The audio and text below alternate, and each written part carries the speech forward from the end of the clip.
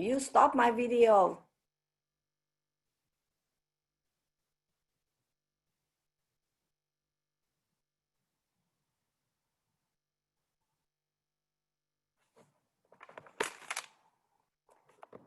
I'll see if I can remove.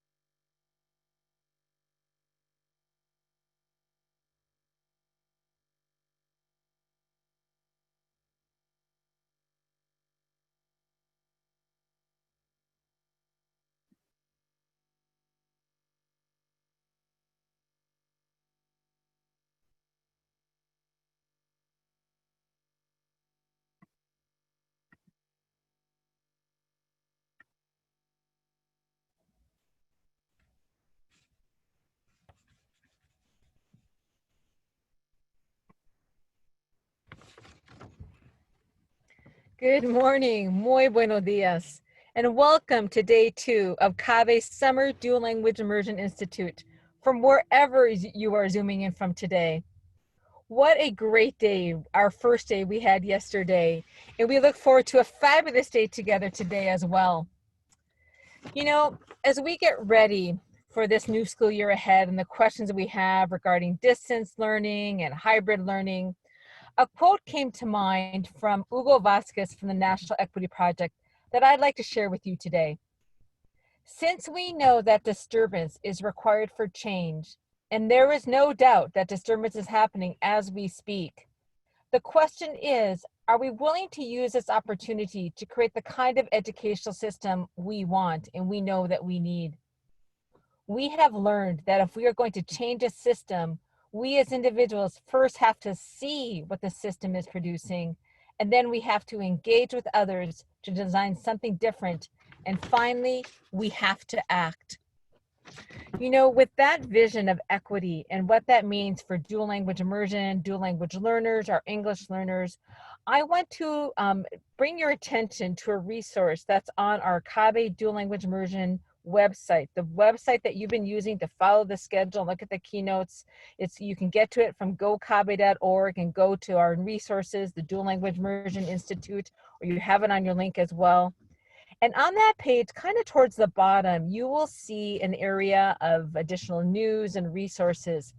And there's actually a vision statement for all California schools that CABE has been a part of, along with several other policy partners like Californians Together, Early Edge, EdTrust West, SEAL with the Sobrata Foundation, SEAL at Loyola Marymount University, the Advancement Project, and other organizations that have come together to take a look at, through the lens of equity, what does it look like this year to open our schools?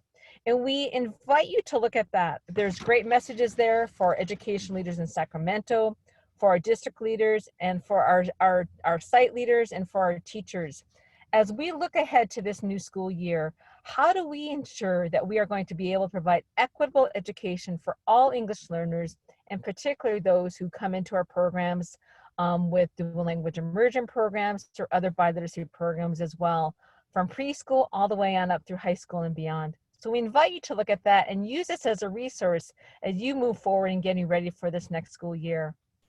So without further ado, boy, what a great day we have together today for you. And I'd like to start us off by welcoming one of our CABE board members, our Regional 1 representative that represents all of Northern California, from the San Joaquin County Office of Education, Dr. Annie Young. Annie? Thank you, Jan. Good morning. Welcome back to day 2 of CABE's virtual Summer Spanish Dual Language Institute. Wasn't yesterday a wonderful and transformational experience? I want to thank each of you for joining us today and for being here yesterday and for being here again today. Let's give a big round of applause, virtual applause to our CABE team, whose spirits of collaboration, creative planning, and energetic preparation make this groundbreaking event possible. This is a new world we live in. Educators are struggling with how to deliver hybrid and online distance learning to their diverse student population, many of whom have inadequate access to technology. Parents are grappling with how to support home-based online learning, all while juggling disruptive work schedules and chaotic environments. And delivering a virtual institute to 750 participants is definitely new to CABE. It's a challenge that stretches, inspires, and excites us all at the same time. We hope that yesterday's session fortified and expanded your capacity, strength, knowledge, and determination to make CABE's visions of biliteracy, multicultural competency, and educational equity for all a reality to dual language immersion programs that are successful, sustainable, and strong, S to the third power of SQ. We hope that your experience here today will build upon what you learned yesterday and will further support and prepare you for the invaluable work you will do in the future. Now, please join me in welcoming the director of CABE's Project BEST, Dr. Ivana Soto. She will introduce our today's keynote speakers, Dr. Ivana Soto.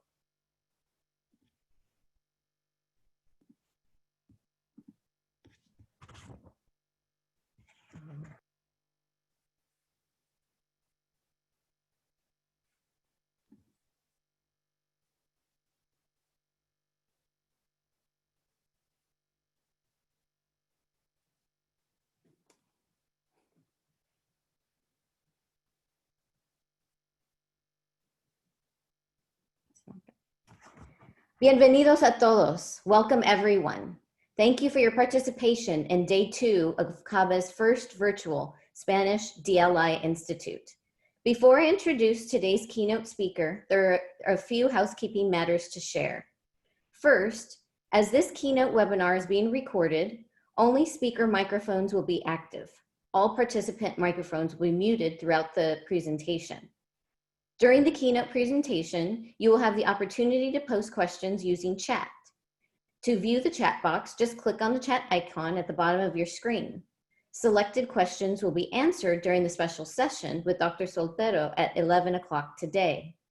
Because all interaction will be through chat, we will not be using Zoom's Q&A question and answer features.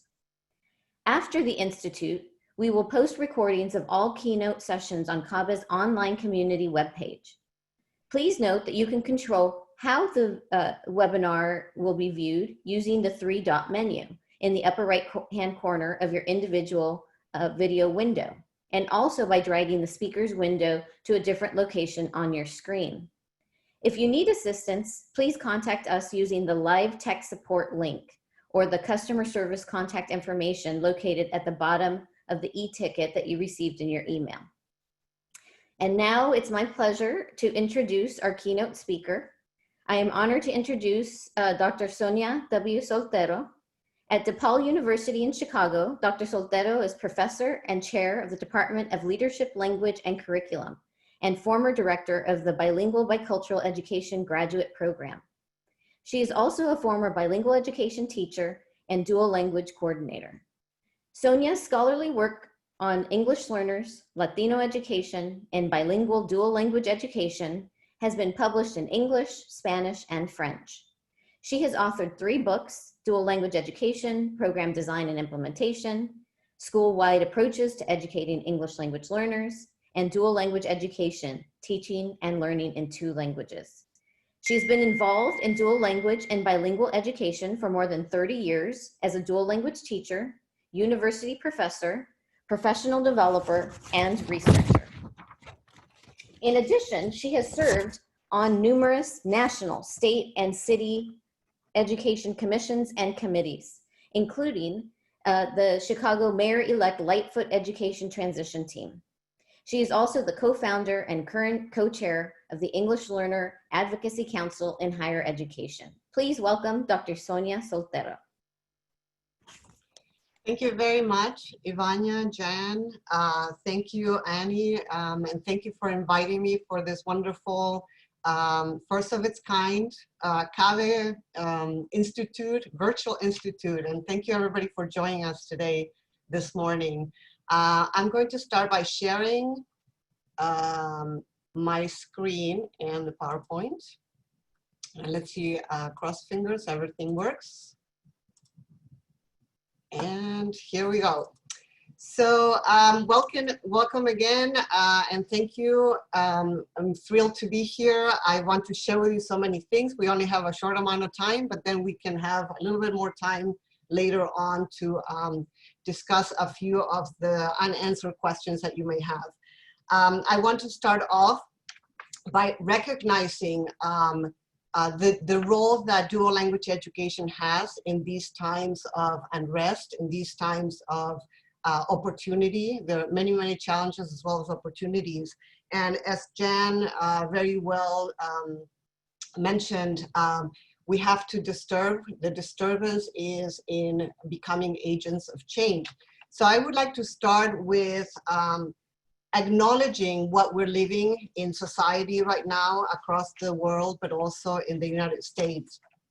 So racial tensions, issues of inequity, issues of continued oppression and continued marginalization of people of color, in particularly people of color. So I want to start off with a quote from Nelson Mandela.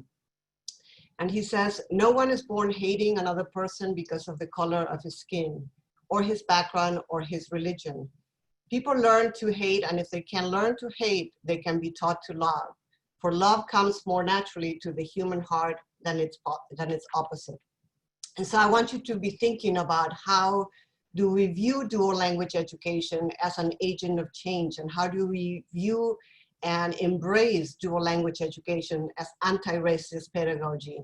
So if what Nelson Mandela is true, which I think, in my opinion, it is, and many others, is we are in the business of teaching and learning. So if we learn how to hate, we can learn how to love and how to embrace others that are not like us. So thinking about dual language education as anti-racist pedagogy. And I would like to share with you, I don't know how many of you have seen this, a very short clip of 12-year-old Keyone Bryant singing a very compelling and very touching song that I choke up every time I hear it, and I've heard it many times. So I'm going to show it to you and listen, and you can go on YouTube and hear it for yourself. I am going to be providing the handout with all this information, and so you'll be getting it later on. And so here is Keyone Bryant. I'm a young black man, doing all that I can to stand. Oh, but when I look around and I see what's being done to my kind, every day I'm being hunted as prey. My people don't want no trouble. We've got enough shows on. I just wanna live. God protect me. I just wanna live. I just wanna live. And that's Keyone Bryant, a very moving, we'll stop it there. And he's 12 years old, and that he has to sing these lyrics with such a heartfelt emotion is heartbreaking, and we have to be agents of change. So there are many ways of doing that, and I'm just going to share with you. One way is with dual language education is through what Rudine Simmons Bishop calls windows and mirrors, and books, literature, children and young adult literature. She says, books are sometimes windows, offering views of worlds that may be real or imagined, familiar or strange. These windows are also sliding glass doors, and readers have only to walk through in imagination to become part of whatever world has been created or recreated by the author. When lighting conditions are just right, however, a window can also become a mirror. Literature transforms human experience and reflects it back to us. And in that reflection, we can see our own lives and experiences as part of a larger human experience. Reading, then, becomes a means of self-affirmation, and readers often seek their mirrors in books. Now, what books are we talking about? We're talking about these type of books. I'm not talking about control text or readers that are coded by levels, and we're doing that a lot, leveling books and leveling kids. But I'm talking about these type of books.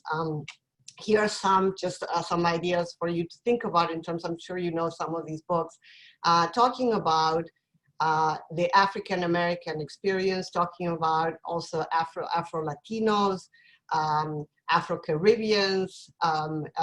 We have in bilingual education and dual language education, students who come from Africa and other parts of the world, and other people of color that experience these this racism and oppression and marginalization. And so how do we open up those windows and mirrors, but by using these type of books? And so there are many, many, many books. I'm just showing you here a few. And many of these books do come in Spanish, and many also come bilingually, like Little Night, Nochecita by Yuri Morales. And a couple of other books here about Latinos, Si Somos Latinos, and important Latinos, besides what we usually think about celebrities, but other important Latinos that actually are part of that community of change. And then, of course, chapter books that speak to those windows and mirrors for our students in dual language education. So with that said, I wanted to come back to dual language education and sort of some of the trends that we have seen in the past couple of years and in the last about 10 years or so. We've seen that the implementation of dual language education has exploded in the United States with large-scale implementation at the state level and district-wide level, especially large districts like New York City and New York City public schools, and in Chicago and in other areas of the country, and places like Utah and North Carolina and Delaware that have instituted statewide implementation. The expansion to high school, very important. That has been one of the sort of weak points of dual language education in expanding into high school. Articulations and articulation systems between elementary, which are where most of the dual language programs reside, and articulations with middle school and high school, and also with universities. We have one big university, state university in Texas that actually implements bilingual dual language education at the university level, but also articulation with universities in relationship to credit, counting for credits, and other types of partnerships. And of course, Seal of Biliteracy, where California has been, again, the trailblazer. The Seal of Biliteracy began in California with an effort from California in 2011. And I'm going to show you in a little bit a couple of maps that will show you the expansion of Seal of Biliteracy, but also the Pathways Awards in elementary and middle school that are particularly important. Other trends in dual language education, loose versus rigid language boundaries. So there are oftentimes, as in education, various camps, and people are in various camps regarding this. Do we separate languages in a rigid way, or do we have a more organic way of dealing with these language allocation systems in dual language? Language other than English varieties that include Spanish of the United States. So Spanish of the United States is actually a language where our children come with the Spanish of the United States, and it should be validated, it should be used. It's a variety of Spanish, and it's very unique to the United States. And it's a variety of Spanish that, by the way, the Spanish of California is quite different than the Spanish of Florida, than the Spanish of New York. So we have, in the Spanish-speaking world, so many varieties and so many intersections of various varieties of Spanish, because we have so many areas of the world that have their own varieties. Attention to heritage speakers and heritage language learners, so that when we think about English dominant students, we think about sort of white or African American, and we also we need to include those Latino students who are heritage language learners who have unfortunately lost their Spanish, and or our heritage language speakers. Also, the integration of cross-linguistic connections has been something in the last 10 years or so that has been gaining prominence. And what I call the meta-bilingual awareness. We know about meta-linguistic awareness, and meta-bilingual awareness is the intersection between the two languages or three languages or more that our students come to school with, and that we develop in dual language programs. And finally, the whole attention to equity that has come to the forefront, and Jan spoke about this a little bit, and the note that we need to be careful about the gentrification of dual language education, that we can't have dual language education programs become some of these boutique programs for particular types of children. Dual language education, it's an inception, should be and should always be with the forefront community of students and families are English language learners. So what I've tried to stop using English language learners and have started using developing bilinguals. So we need to have those students in mind as the primary focus of dual language education.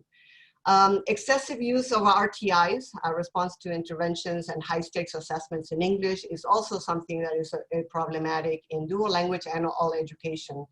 And intercultural and cross-cultural curriculum and instructional materials have also gained more prominence, and authentic types of instructional materials. And if we're talking about children's literature and young adult literature, having Latino and Hispanic and Latinos from the US authors that we include in our instructional materials. So I wanted to show you this map. This is from 2014, and I don't know if you can find, you can't find this one in the Seal of Biliteracy website, but you can find the one that I'm going to show you in a moment. And this is from 2014. As you know, California at the forefront here in 2011 passed this legislation of Seal of Biliteracy, followed by New York and followed by Illinois, where I am now. I am in Chicago.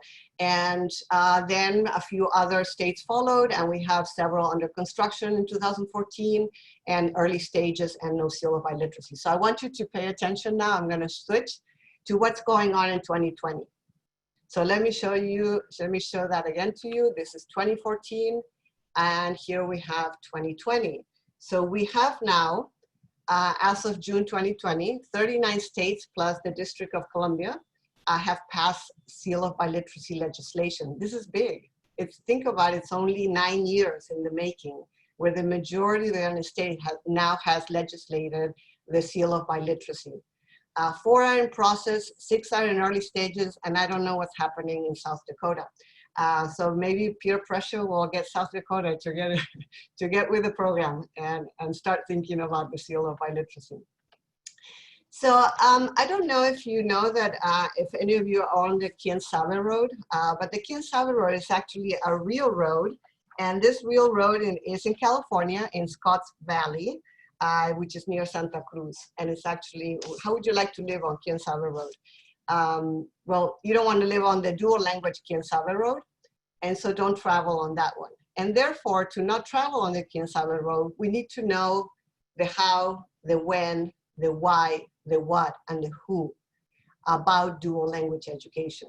So I want you to take a few minutes to write on the chat just very quickly, which one do you think goes first? Which one do you need to have first? And which would go second, third, fourth, and fifth? In what order would you put these? Which is at the very top? And maybe which one's the second, and so on. So take just 1 second to do that. And Ivania is going to read a couple of them.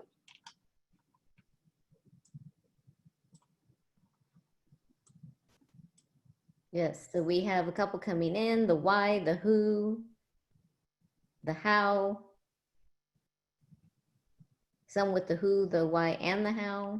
So what's the consensus? And by the way, I can't see your chat and I can't see you, and I'm so sorry I can't see you. What is the consensus about the very first one? The general trend, I mean, it's kind of all over the place, but I'm seeing more of the who for number 1. Okay, the who. So who is very important, but before the who, we need to know the why. Why are we doing what we're doing?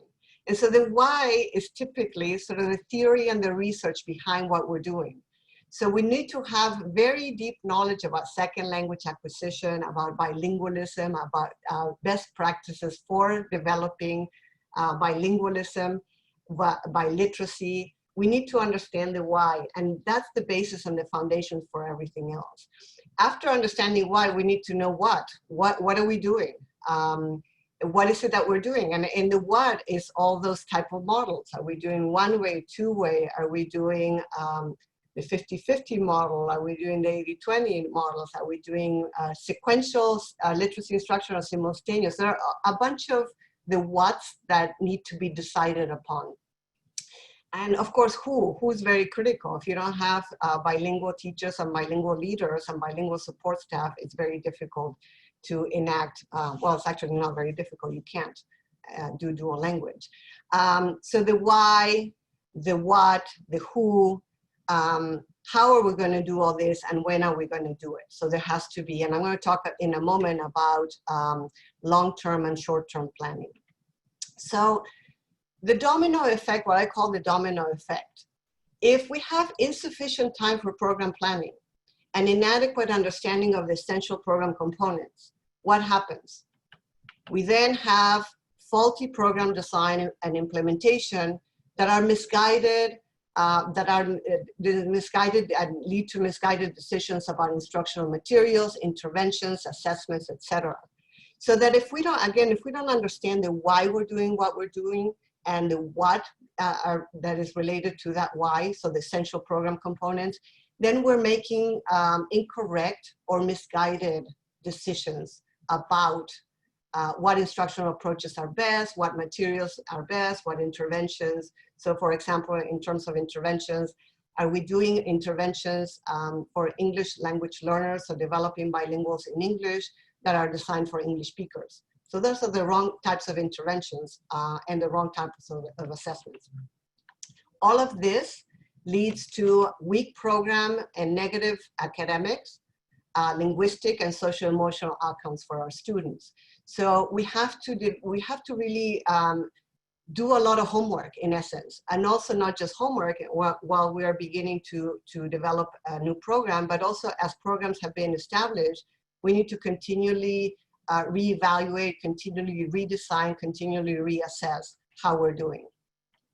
So here's some examples of faulty program designs, and so what I call misguided decision-making. Less than a full year of planning. The minimum amount of planning should be a full year, and if you have more time, it's even better.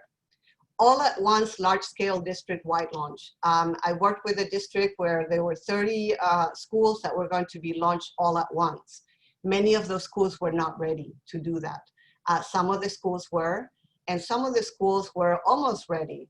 So a district-wide launch really needs to evaluate where each of those schools is in their planning, where each of the schools is in their capacity, and how is the district have the capacity to provide support.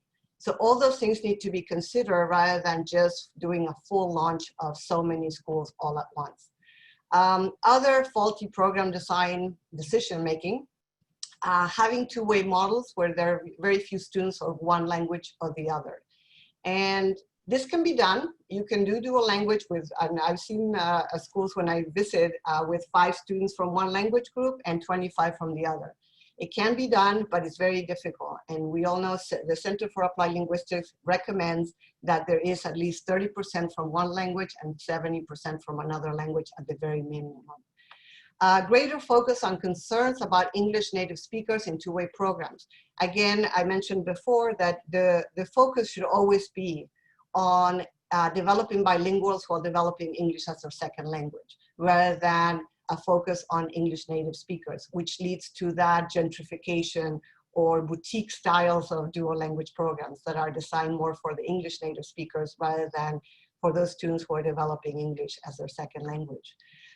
Also very problematic is inadequate number of district personnel assigned to support. And this district personnel that is assigned to support dual language programs at the district level need to have a pretty substantive knowledge about dual language education, bilingual education, and second language acquisition. So it shouldn't be somebody assigned to support programs that is not well versed on these topics. Also, neglecting to change, modify existing English-centric instructional materials, curriculum, and assessment. And so that just modifying those English instructional materials or the curriculum or the assessment is not enough. It has to be, we need to use assessments, curriculums, and material and instructional approaches that are geared towards second language development and are geared to, in our case, we're talking about Spanish. And so one of my good friends in New York I love her. She said, when she was presenting one day, she said, you know, we should really not do Spanish literacy a la English. And that's often what we see. We're just doing Spanish literacy a la English. We're just modifying the English curriculum and approaches to Spanish, and we shouldn't be doing that. And finally, omitting to develop a long-term plan. Oftentimes with dual language design, we are very much focused on the next couple of years. But we really need to think about a strategic plan, and strategic plans are usually 5, 6, 7 years down the road. So what are we doing? Even if the administration of the school leadership changes, how do we create a long-term plan that it doesn't matter what leadership is in the school, the program thrives and continues? So what does it take to create a good dual language program? I'd like to ask you for 1 second, because we're already running out of time, to write what you think, maybe 1 or 2 words that you think, what are some of the crux of what does it take to create a really good dual language program? So why don't you take 30 seconds? And Ivania's going to read some of them. Collaboration, teamwork, equity, collective efficacy, a strong foundation, professional development, vertical alignment, inclusivity, district support, flexibility, research. Wow, that's awesome. Yes. Passion. Go on. No, understanding, collaborate, well, a lot of collaboration, dedication, a good team, purpose, flexibility, believing in the program. Excellent. So a lot of collaboration. Yes, without collaboration, this falls apart. So the notion in dual languages, I think in all education, that we close our doors, and I was a teacher for 14 years. So I close my door and I do my thing. This really truly doesn't work, I think, for anything, but it doesn't really work for dual language at all. It has to be a collaborative effort. And there has to be this belief component to it. So I want you to think for a moment, and again, write whatever you think about this house. Very quickly, what do you think about this house? And Ivania's going to read a few. Falling apart, lacks foundation, piecemeal, needs repair, unorganized, broken, abandoned. Nice. And what do you think about this house? Safe, neat, well supported, well designed, beautiful, organized, good foundation. Awesome. So here we have not well planned. This is what happens when you don't plan well, and this is what happens when you plan well. So exactly what you all said.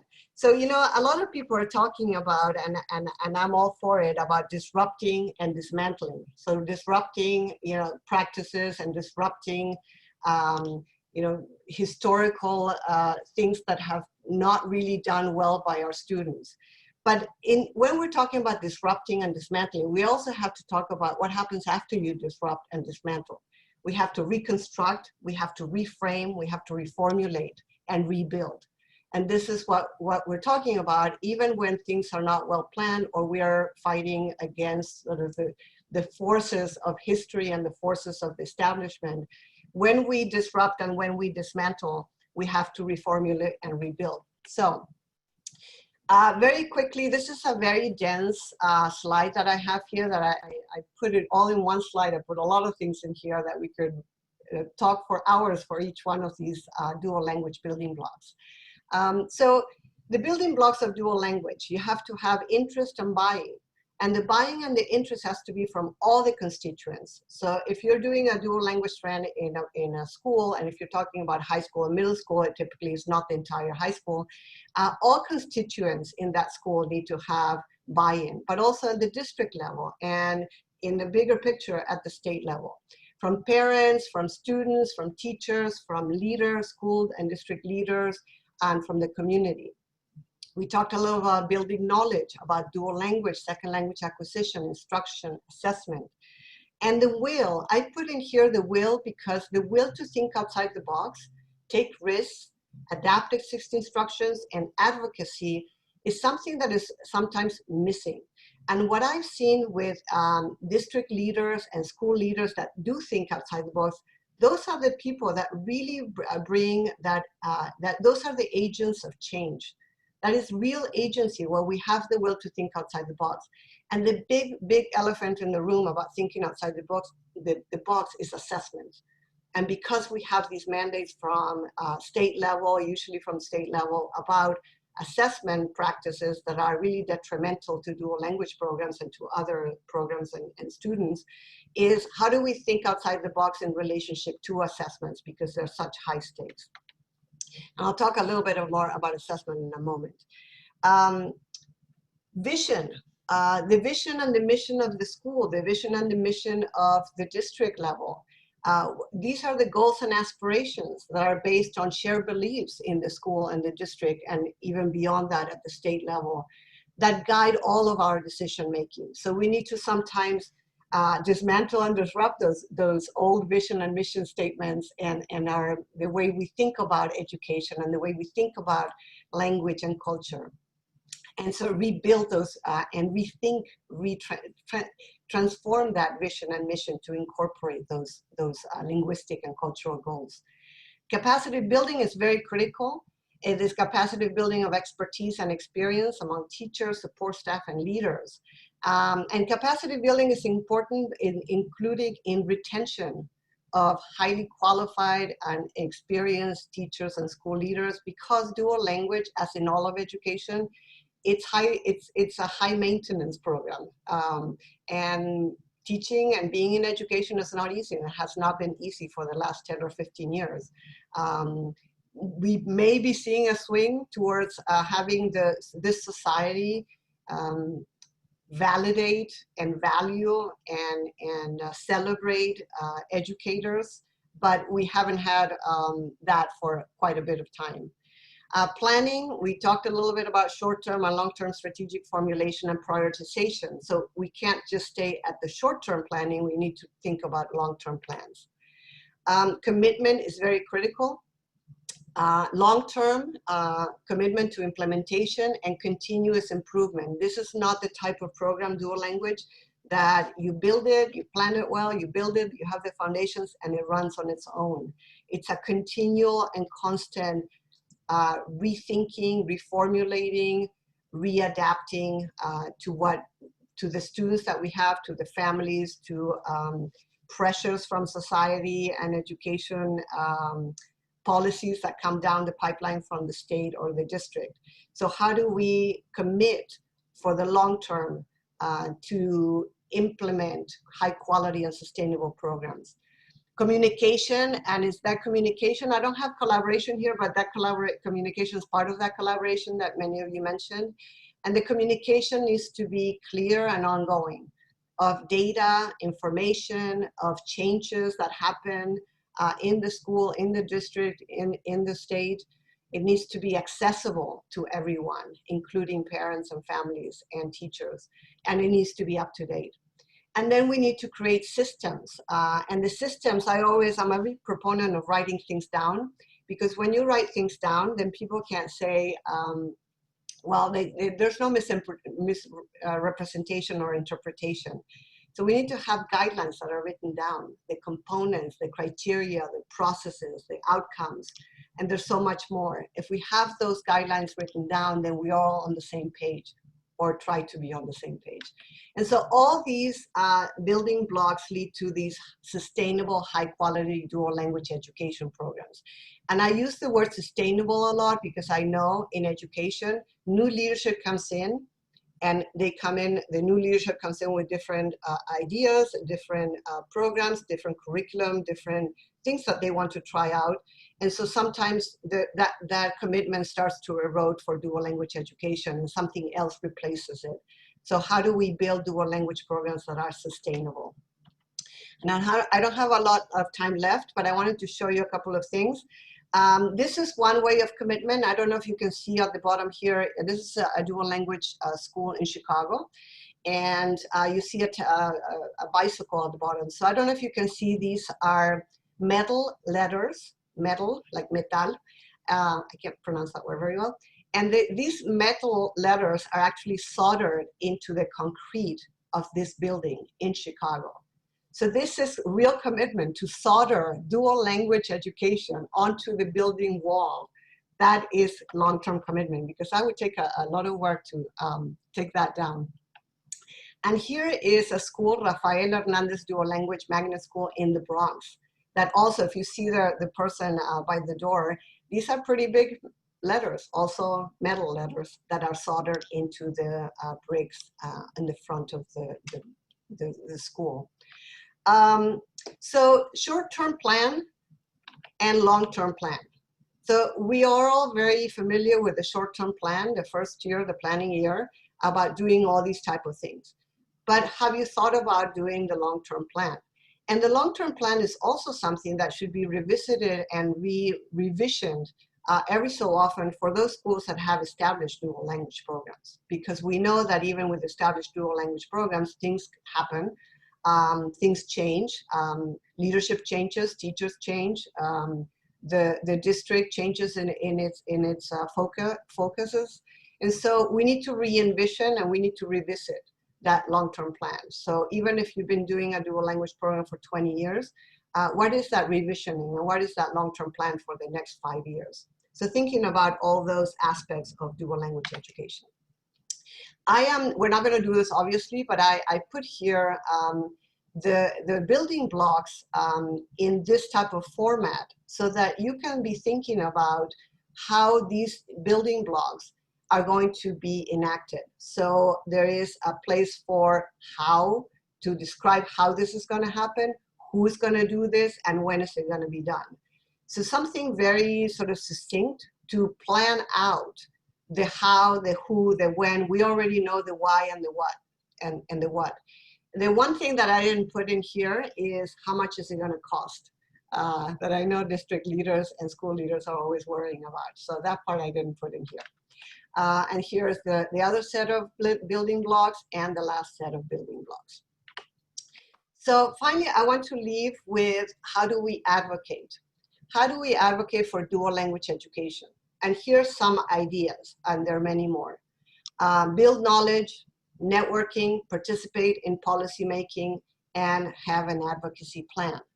In terms of building knowledge, it can't just be at the local level. It has to be talking to the school board. In many cases, the school board is the one that makes all the decisions. And in many cases, school board members are not educators. So we need to educate school board members and district cabinet, superintendent and associate superintendent and assistant superintendents and others in the district cabinet about dual language education, about bilingualism, about biliteracy. District departments, this is another big problem with district departments, the assessment department, the teaching and learning department, the literacy department, the special education department, and we're not talking to each other. School leaders, of course, teachers and students, families, support staff, and community. Networking. So we need to create sustainable networking systems, sister dual language schools. So if an experienced dual language school with maybe a novice dual language school that's just starting, why don't we create that sort of sister partnership with other dual language schools? Dual language coordinator partners. Dual language coordinators are always sometimes kind of feel isolated. So create these partnerships between district coordinators and across districts. Dual language principal consortiums. We have one in Chicago, and now we have 40 plus principals in this consortium. I assisted in, worked with Syracuse and Buffalo, and in Buffalo they have, I believe, 7 or 8 dual language principals that meet every so often, and they call themselves Dual Language Principal Consortium. Dual language family alliances as well, within the school, but also across schools. Use the social media and technology to connect. We have so much social media, let's use it to our advantage. Officially sanctioned, all of these should be officially sanctioned by the school and the district. Participate in policy making, become involved in creating policy and guidelines at the school, district, and state levels. Join task forces and committees to develop guidelines and handbooks. When I was a brand new dual language teacher in Tucson, whenever there were these opportunities, I joined these groups because not only did I learn so much, but you're also part of the agency of change. You're part of that. creating better systems. And then join organizations like CABE and NAVE and other organizations that support policymaking. And then have an advocacy plan. Prepare fact sheets, collect articles and briefs, develop talking points, and all of this should be done in English and in Spanish. And if there's another language, in English and the other lote. So we need to also be keeping in mind that we don't do this as an English-centric advocacy plan. Identify people's areas of strengths and designate roles accordingly. So I have 2 more minutes. So I'm thinking about areas of strength would be if you have somebody who's very good with technology, that's their area of strength. If you have somebody who's very good at speaking and public speaking, then that's their areas of strength. And then use media to highlight successes and needs. And I have 2 more minutes, so I just want to show you here some resources that I'm going to put in the handout. Here's duallanguageschools.org. Dual language programs explain and speaking in tongues. These are 5-minute or so clips that are that you can download or you can use on the internet that are free. A bunch of reports that are fairly recent and current related to dual language education that you can use, and they're available on the internet. And then books. This book, The Bilingual Revolution, La Revolución Bilingüe, is just came out, so it's fairly new. And so it comes in English and Spanish. So if you want to brush up on your Spanish, academic Spanish, La Revolución Bilingüe, El Futuro de la Educación está en 2 idiomas, and some other ones. And my 2 books, The Dual Language Education. And if you want to follow me on Twitter, here's my Twitter handle, and I'll follow you. And finally, I'm going to have Ivania read this quote. English is a global language, but bilingualism is a global skill. Thank you very much, y muchas gracias. And I'm right on time, I think. Yes. Thank you for the invitation again. It was a pleasure. I'm so sorry I couldn't see you all. No, thank you so much, Dr. Soltero, for that engaging and inspiring presentation. This was just what we needed to get day 2 off of this institute off to a great start. We look forward to addressing some of the questions from our audience during the special session with you later today at 11 o'clock. And I've been tracking some of the questions, so we'll be sure to address those later on. Also a question about, so the handouts will be posted to www.online.gocabe.org after Dr. Soltero's session, along with the video, probably later today. And with that, I'd like to welcome Delma Chewinski, our Director of Programs and Events. She's going to share some reminders for today and introduce today's exhibitor showcase. Delma?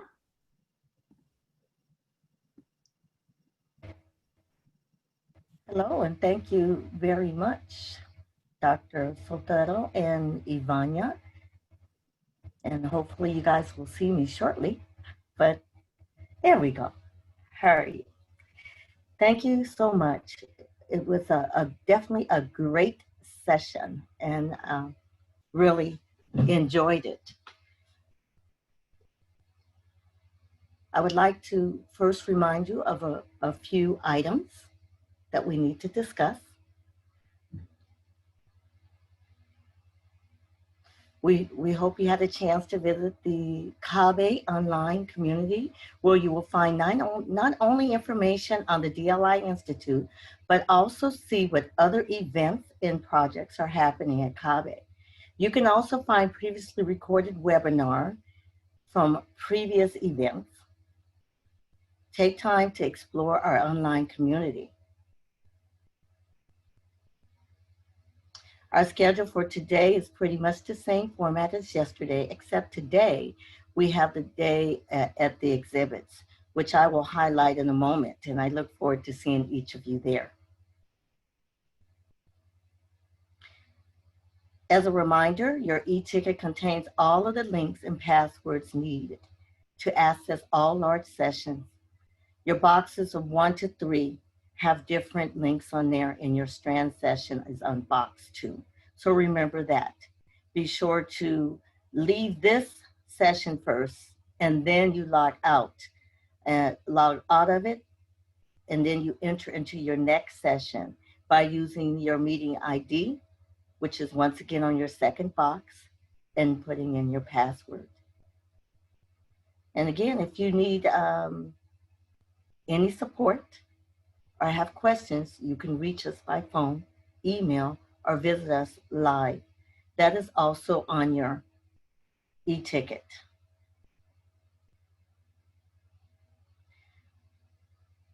At tomorrow's opening keynote session, we are excited to have join us Dr. Yvonne and David Freeman. We also will have raffles planned and have specific gifts waiting for a lucky participant. So be sure to join us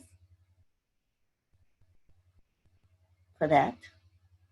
And then just remember to visit our virtual exhibitor marketplace, VIMP, throughout your breaks and today. And of course, you will see me there. I'll look forward to saying hello to each of you.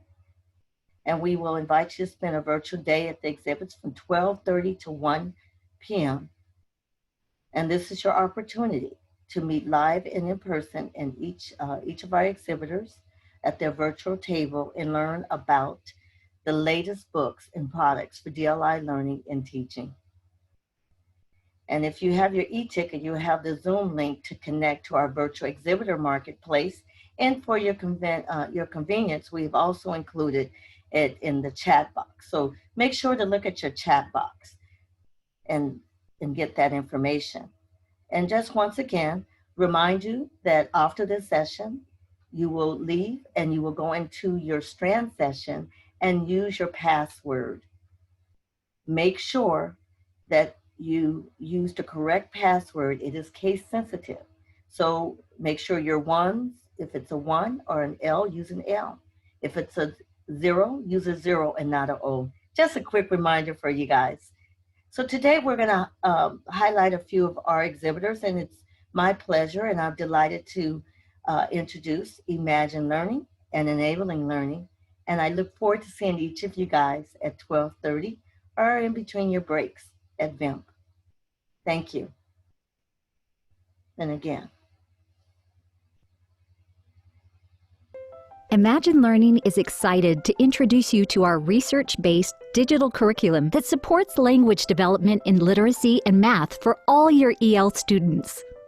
Imagine Language and Literacy advances reading and language proficiency for all English learners in grades pre-K through 12, whether they're newcomers or long-term ELs. This program includes adaptive instruction and strategic scaffolding, which helps amplify student confidence in English language development, reading complex grade-level texts, and participating in classroom discourse. Our strategic L1 support, available in 15 languages, delivers direct vocabulary instruction and activity directions in the student's first language.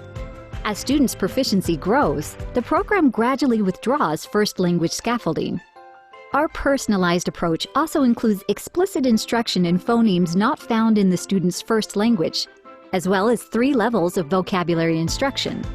Your EL students are given opportunities to practice their reading aloud in a secure environment. They will then practice writing a response based on the stories they have read. For your bilingual students, we believe in supporting their native language. Imagine Espanol maximizes personal relevance for each student and provides them with foundational skills that support bilingualism, biliteracy, and cultural competence. We understand that all students must learn academic language to be successful in school. Imagine Espanol addresses this by providing engaging instruction and multiple opportunities to practice academic vocabulary as students identify, speak, write, and use terms in context. Imagine Espanol also allows students to virtually visit as many as 8 countries, while being exposed to authentic accents, music, and art that highlight the cultural and linguistic richness of Spanish. Our math products are also designed to help EL students no matter where they are in their learning path. Fully available in both English and Spanish, Imagine Math pre-kindergarten through grade 2 enables English learners and native speakers alike to hone their communication and critical thinking skills in a dual language setting. Young mathematicians benefit from equitable audio and visual content in both English and Spanish. Contextualized vocabulary helps students learn academic language in a real-life context through song and play. Students learn through multiple representations in every lesson, which helps them transition from concrete to abstract learning regardless of home language. For older EL students, Imagine Math 3 through 8 offers lessons with strategic scaffolding to bolster their ability to make sense of mathematical concepts. First language support, journaling, sentence stems, and math tools are just a few features available. And unique to Imagine Math is student access to bilingual live teachers to ensure mastery of their grade level standards. Engagement with academic language allows all learners, especially ELs, to reason, problem solve, and express their conceptual understanding. Journaling opportunities with embedded language scaffolds offer excellent practice in using the language of math. At Imagine Learning, student success is at the forefront of everything we do. We pride ourselves in the supports we provide for language development in literacy and math for all EL students.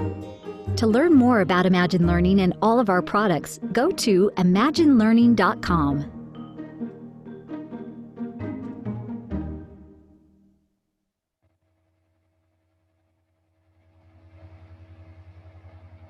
Imagine Learning is excited to introduce you to our research-based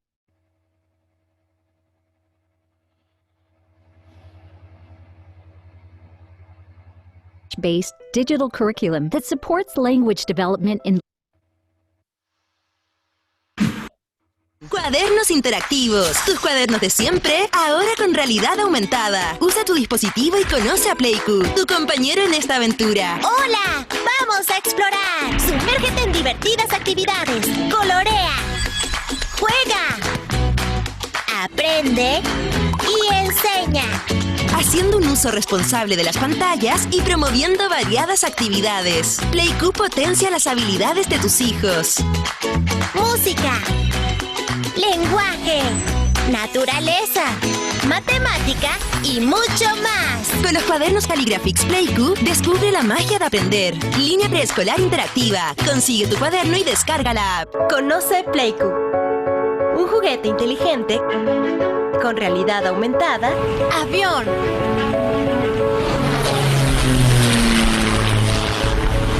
Que reinventa la forma de jugar y aprender con cubos. Jaguar.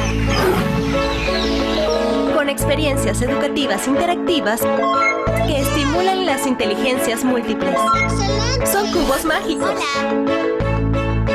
¡Vamos a reciclar! Orgánico. Plástico. Playku es el juguete para los niños que cambiarán al mundo. Te acerca al aprendizaje de tus hijos. Para un aprendizaje personalizado y bilingüe. Ideal para jugar y aprender en familia.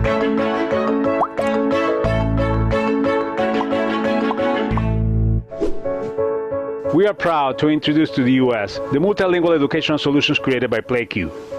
With them, teachers can track students' progress on more than 150 educational skills aligned to the Common Core standards. Please contact us for more information.